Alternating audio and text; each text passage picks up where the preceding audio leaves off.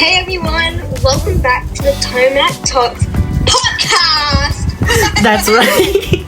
That's right. We're so glad to have you tuning in today again. It's been a while, but we've got some exciting stuff lined up for you today. Definitely. So grab your snacks, sit back, and let's dive right in. As always, we've got some fresh topics, and we can't wait to hear your thoughts. Let's get into it.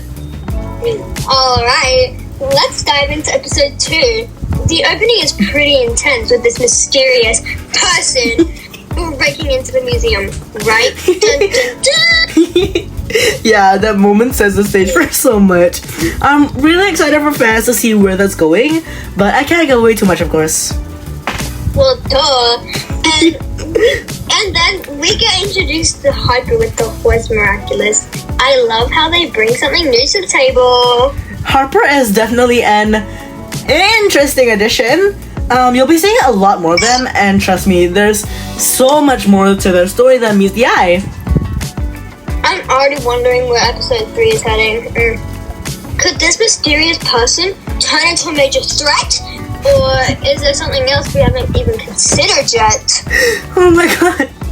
Okay, so I mean, like, you're right to be curious, but I'm gonna leave you hanging for now. Episode 3 is...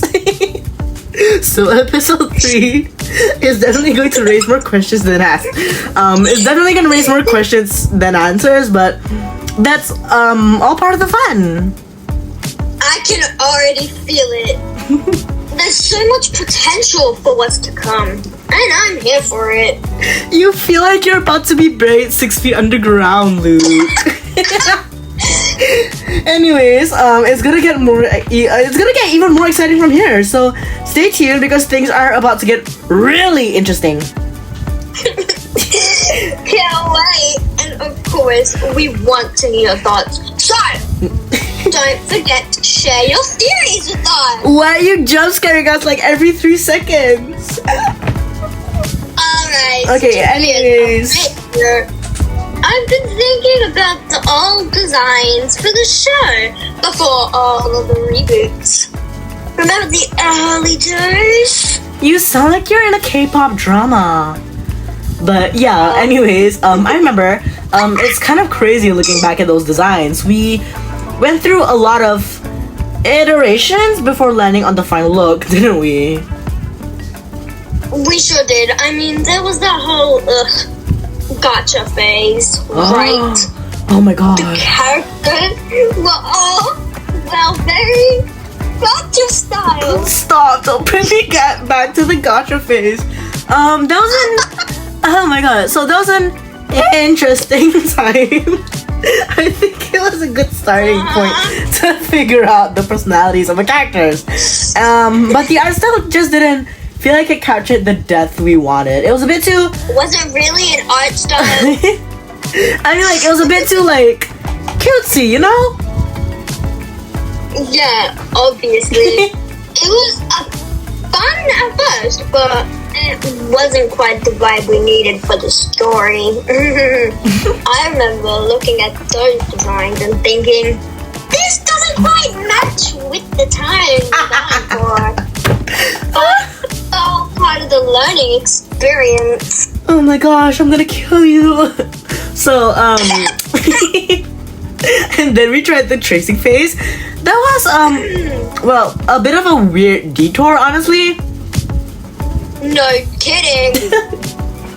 I was just about to bring that up. It was kind of a shortcut, right? Mm-hmm. But looking back, it feels like we're trying to take the easy way out of other people's art. Not to mention, it kind of lacked originality. Oh, you don't tell me. It was a tough phase. Honestly.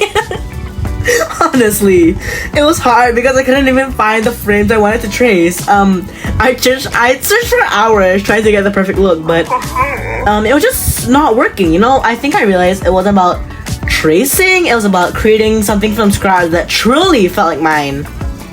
You look like something from scratch. I can see how that would be frustrating. It's like trying to force something into a mold that just doesn't quite fit. Exactly, and after a while, it became clear that we needed to go back to the drawing board and start fresh. The tracing just wasn't capturing the essence what we wanted for the characters in the show. Then that's why we tried something. Well, that's why we decided to try something completely original. And then, when everything started coming together, the characters finally felt alive. What the heck? You know? Their designs weren't just looking cool.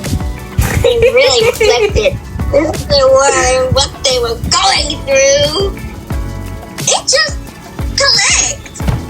Oh my gosh. Okay, so anyways, let's skip to the part where we talk about the Phoenix Miraculous. So basically, so now that's a fun one because the idea of a Phoenix Miraculous is kind of like a prophecy, and the idea of a prophecy guiding Miracle Bug's journey adds so much depth. I'll say this: Miracle Bug's legacy will play a huge role in the story, and the Phoenix Soul is definitely tied to some important events.